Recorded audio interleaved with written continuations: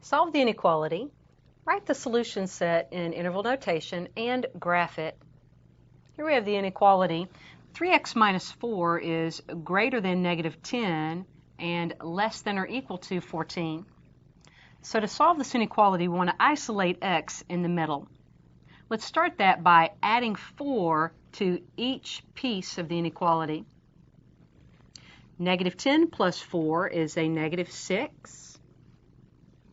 Adding 4 to the middle cancels out that negative 4, leaving us with a 3x term. And on the right-hand side, 14 plus 4 is 18. As the next step now, let's divide each piece by 3 to isolate x in the middle. Negative 6 divided by 3 is a negative 2. 3 over 3 cancels, leaving us with 1x, and 18 divided by 3 is 6.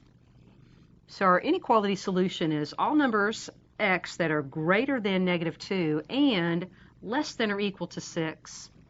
In interval notation, then, we would write this as negative 2 with the parenthesis around it showing that it is not included, up to and including 6 with a bracket showing that the 6 is included.